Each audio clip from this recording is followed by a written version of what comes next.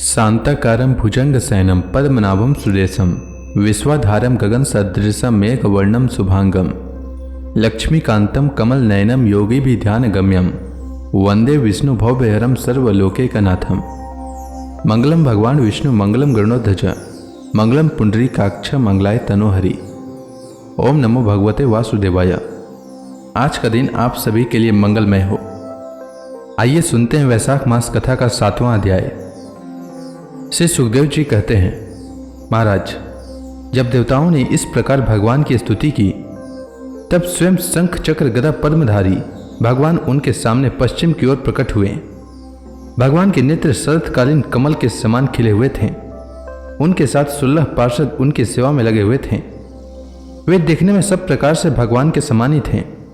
केवल उनकी वक्ष स्थल पर श्रीवत्स का चिन्ह और गले में कौस्तुभ मणि नहीं थी। परीक्षित, भगवान का दर्शन पाकर सभी देवता आनंद से विवल हो गए। उन लोगों ने धरती पर लौटकर साष्टांग दंडवत किया और फिर धीरे धीरे उठकर वे भगवान की स्तुति करने लगे। देवताओं ने कहा, भगवान, यज्ञ में स्वर्ग आदि देने की शक्ति तथा उनके फल की सीमा निश्चित करने वाले काल भी आप ही हैं। यज्ञ में विघ्न डालने वाले दैत्यों को आप चक्र से छिन्न भिन्न कर डालते हैं, इसलिए आपके नामों की कोई सीमा नहीं है। हम आपको बार बार नमस्कार करते हैं। विधाता, सत्व रज तम इन 3 गुणों के अनुसार जो उत्तम मध्यम और निष्कृष्ट गतियां प्राप्त होती है उनके नियामक आप ही हैं। आपके परम पद का वास्तविक स्वरूप इस कार्य रूप जगत का कोई आधुनिक प्राणी नहीं जान सकता। भगवान नारायण वासुदेव, आप आदि पुरुष और महापुरुष हैं। आपकी महिमा असीम है। आप परम मंगलमय, परम कल्याण स्वरूप और परम दयालु हैं। आप ही सारे जगत के आधार एवं अद्वितीय हैं। केवल आप ही सारे जगत के स्वामी हैं। आप सर्वेश्वर हैं तथा सौंदर्य और मृदुलता की अधिष्ठाती देवी लक्ष्मी के परम पति हैं।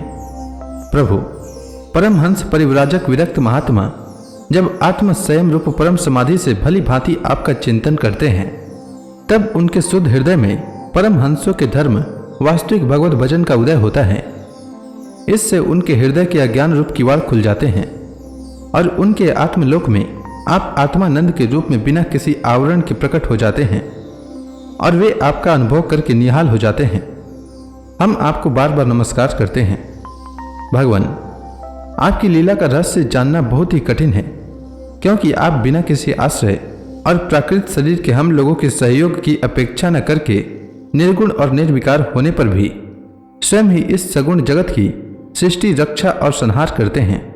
भगवान, हम लोग यह बात ठीक ठीक नहीं समझ पाते कि सृष्टि कर्म में आप देवदत्त आदि किसी व्यक्ति के समान गुणों के कार्य रूप इस जगत में जीव रूप से प्रकट हो जाते हैं और कर्मों के अधीन होकर अपने किए अच्छे बुरे कर्मों का फल भोगते हैं, अथवा आप आत्माराम, शांत स्वभाव एवं सबसे उदासीन साक्षी मात्र रहते हैं तथा सबको समान देखते हैं। हम तो यह समझते हैं कि यदि आप में ये दोनों बातें रहें तो भी कोई विरोध नहीं है, क्योंकि आप स्वयं भगवान हैं। आपके गुण अगणित हैं, महिमा अगाध है और आप सर्वशक्तिमान हैं। आधुनिक लोग अनेकों प्रकार के विकल्प, वितर्क, विचार, झूठे प्रमाण और कुतर्कपूर्ण शास्त्रों का अध्ययन करके अपने हृदय को दूषित कर लेते हैं और यही कारण है कि वे दुराग्रही हो जाते हैं। आप में उनके वाद विवाद के लिए औषधि नहीं है। आपका वास्तविक स्वरूप समस्त माया में पदार्थों से परे है। जब आप उसी में अपनी माया को छिपा लेते हैं तब ऐसी कौन सी बात है जो आप में नहीं हो सकती। इसलिए आप साधारण पुरुषों के समान कर्ता भोक्ता भी हो सकते हैं और महापुरुषों के समान उदासीन भी। इसका कारण यह है कि न तो आप में कर्तृत्व भोक्तृत्व है और न तो उदासीनता ही। आप तो दोनों से विलक्षण अनिर्वचनीय हैं। जैसे एक ही रस्सी का टुकड़ा भ्रांत पुरुषों को सर्पमाला धारा आदि के रूप में प्रतीत होता है, किंतु जानकारों को रस्सी के रूप में, वैसे ही आप भी भ्रांत बुद्धि वालों को कर्ता भोक्ता आदि अनेक रूपों में दिखते हैं और ज्ञानी को शुद्ध सच्चिदानंद के रूप में। आप सभी की बुद्धि का अनुसरण करते हैं। विचार पूर्वक देखने से मालूम होता है कि आप ही समस्त वस्तुओं में वस्तुत्व के रूप में विराजमान हैं, सबके स्वामी हैं और संपूर्ण जगत के कारण ब्रह्मा, प्रकृति आदि के भी कारण हैं। आप सबके अंतर्यामी अंतरात्मा हैं। इसलिए जगत में जितने भी गुण दोष प्रतीत हो रहे हैं उन सब की प्रतीतियां अपने अधिष्ठान स्वरूप आपका ही संकेत करती हैं और श्रुतियों ने समस्त पदार्थों का निषेध करके अंत में निषेध की अवधि के रूप में केवल आपको ही शेष रखा है। मधुसूदन, आपकी अमृतमय महिमा रस का अनंत समुद्र है, उसके नन्हे से शिखर का भी अधिक नहीं। एक बार भी स्वाद चख लेने से हृदय में नित्य निरंतर परमानंद की धारा बहने लगती है। उसके कारण अब तक जगत में विषय भोगों की जितने भी लेस मात्र प्रतीति मात्र सुख का अनुभव हुआ है या परलोक आदि के विषय में सुना गया है, वह सब का सब जिन्होंने भुला दिया है। समस्त प्राणियों के परम प्रियतम, हितैषी, सुहृद और सर्वात्मा आप ऐश्वर्य निधि परमेश्वर में जो अपने मन को नित्य निरंतर लगाए रखते हैं और आपके चिंतन का ही सुख लूटते रहते हैं, वे आपके अनन्य प्रेमी परम भक्त पुरुष ही अपने स्वार्थ और परमार्थ में निपुण हैं। मधुसूदन, आपके वे प्यारे और सुहृद भक्त जन भला आपके चरण कमलों का सेवन कैसे त्याग सकते हैं, जिससे जन्म मृत्यु रूप संसार के चक्र से सदा के लिए छुटकारा मिल जाता है। प्रभु, आप त्रिलोकी के आत्मा और आश्रय हैं। आपने अपने 3 पगों से सारे जगत को नाप लिया था और आप ही तीनों लोकों के संचालक हैं। आपकी महिमा त्रिलोकी का मन हरण करने वाली है। इसमें संदेह नहीं कि दैत्य दानव आदि असुर भी आपकी ही विभूतियां हैं, तथापि यह उनकी उन्नति का समय नहीं है।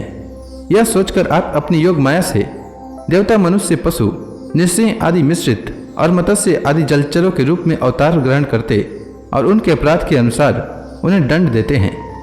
दंडधारी प्रभु, यदि जंचे तो आप उन्हीं असुरों के समान इस वृत्रासुर का भी नाश कर डालिए। भगवान, आप हमारे पिता, पितामह, सब कुछ हैं।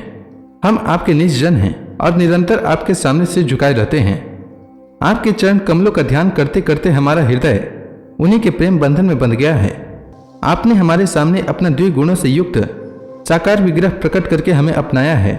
इसलिए प्रभु, हम आपसे यह प्रार्थना करते हैं कि आप अपनी दया भरी, विशद, सुंदर और शीतल मुस्कान युक्त चितवन से तथा अपने मुखारविंद से टपकते हुए मनोहर वाणी रूप सुमधुर सुधा बिंदु से हमारे हृदय का ताप शांत कीजिए, हमारे अंतर की जलन बुझाइए। प्रभु, जिस प्रकार अग्नि की ही अंशभूत चिंगारियां आदि अग्नि को प्रकाशित करने में असमर्थ है, वैसे ही हम भी आपको अपना कोई भी स्वार्थ परमार्थ निवेदन करने में असमर्थ हैं।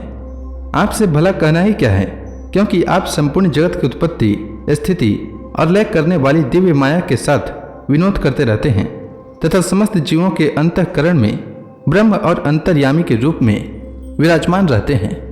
केवल इतना ही नहीं, उनके बाहर भी प्रकृति के रूप से आप ही विराजमान हैं। जगत में जितने भी देश, काल, शरीर और अवस्था आदि हैं, उनके उपादान और प्रकाशक के रूप में आप ही उनका अनुभव करते रहते हैं। आप सभी वृत्तियों के साक्षी हैं। आप आकाश के समान सर्वगत हैं, निर्लिप्त हैं। आप स्वयं परब्रह्म परमात्मा हैं। अतएव हम अपना अभिप्राय आपसे निवेदन करें। इसकी अपेक्षा न रखकर जिस अभिलाषा से हम लोग यहाँ आए हैं, उसे पूर्ण कीजिए। आप अचिंत्य, ऐश्वर्य संपन्न और जगत के परम गुरु हैं। हम आपके चरण कमलों की छत्र छाया में आए हैं, जो विविध पापों के फलस्वरूप जन्म मृत्यु रूप संसार में भटकने की थकावट को मिटाने वाली है। सर्वशक्तिमान श्री कृष्ण, वृत्रासुर ने हमारे प्रभाव और अस्त्र शस्त्रों को तो निगल ही लिया है, अब वह तीनों लोगों को भी ग्रस रहा है। आप उसे मार डालिए। प्रभु, आप शुद्ध स्वरूप हृदय स्थित शुद्ध ज्योतिर्मय आकाश, सबके साक्षी, अनादि, अनंत और उज्जवल कीर्ति संपन्न हैं। संत लोग आपका ही संग्रह करते हैं। संसार के पथिक जब घूमते घूमते आपकी शरण में आप पहुंचते हैं, तब अंत में आप उन्हें परमानंद स्वरूप अभिष्ट फल देते हैं और इस प्रकार उनके जन्म जन्मांतर के कष्टों को हर लेते हैं। प्रभु, हम आपको नमस्कार करते हैं। श्री सुखदेव जी कहते हैं, परीक्षित, जब देवताओं ने बड़े आदर के साथ इस प्रकार भगवान का स्तवन किया, तब वे अपनी स्तुति सुनकर बहुत प्रसन्न हुए तथा उनसे कहने लगे। श्री भगवान ने कहा, श्रेष्ठ देवताओं, तुम लोगों ने स्तुति युक्त ज्ञान से मेरी उपासना की है, इससे मैं तुम लोगों पर प्रसन्न हूँ। इस स्तुति के द्वारा जीवों को अपने वास्तविक स्वरूप की स्मृति और मेरी भक्ति प्राप्त होती है। देव शिरोमणियों, मेरे प्रसन्न हो जाने पर कोई भी वस्तु दुर्लभ नहीं रह जाती, तथापि मेरे अनन्य प्रेमी तत्व विवेकता भक्त मुझसे मेरे अतिरिक्त और कुछ भी नहीं चाहते। जो पुरुष जगत के विषयों को सत्य समझता है, वह ना समझ अपने वास्तविक कल्याण को नहीं जानता। यही कारण है कि वह विषय चाहता है, परंतु यदि कोई जानकार उसे उसकी इच्छित वस्तु दे देता है, तो वह भी वैसा ही नासमझ है। जो पुरुष मुक्ति का स्वरूप जानता है, वह अज्ञानी को भी कर्मों में फंसने का उपदेश नहीं देता। जैसे रोगी के चाहते रहने पर भी सद्वैद्य उसे कुपथ्य नहीं देता। देवराज इंद्र, तुम लोगों का कल्याण हो। अब देर मत करो, ऋषि शिरोमणि दधीचि के पास जाओ और उनसे उनका शरीर, जो उपासना व्रत तथा तपस्या के कारण अत्यंत दृढ़ हो गया है, वह मांग लो। दधीचि ऋषि को शुद्ध ब्रह्म का ज्ञान है। अश्विनी कुमारों को घोड़े के सिर से उपदेश करने के कारण उनका एक नाम अश्वशिर भी है। उनकी उपदेश की हुई आत्मविद्या के प्रभाव से ही दोनों अश्विनी कुमार जीवन मुक्त हो गए। अथर्ववेदी दधीचि ऋषि ने ही पहले मेरे स्वरूपभूत अभेद्य नारायण कवच का त्वष्टा को उपदेश किया था। त्वष्टा ने वही विश्व रूप को दिया और विश्व रूप से तुम्हें मिला। दधीचि ऋषि धर्म के परम मर्मज्ञ हैं। वे तुम लोगों को अश्विनी कुमार के मांगने पर अपने शरीर के अंग अवश्य दे देंगे। इसके बाद विश्वकर्मा के द्वारा उन अंगों से एक श्रेष्ठ आयुध तैयार करा लेना। देवराज, मेरी शक्ति से युक्त होकर तुम उसी शस्त्र के द्वारा वृत्रासुर का सिर काट लोगे। देवताओं, वृत्रासुर के मारे जाने पर तुम लोगों को फिर से तेज अस्त्र शस्त्र और संपत्तियां प्राप्त हो जाएंगी। तुम्हारा कल्याण अवश्यम भावी है, क्योंकि मेरे शरणागतों को कोई सता नहीं सकता। तो इसी के साथ यह अध्याय समाप्त हुआ। इसके आगे की कथा मैं कल के अध्याय में सुनाऊंगा। तब तक के लिए भगवान हरि का नाम लेते रहें। तो प्रेम से बोलिए भगवान विष्णु की जय, श्री कृष्ण भगवान की जय, समस्त देवी देवताओं की जय।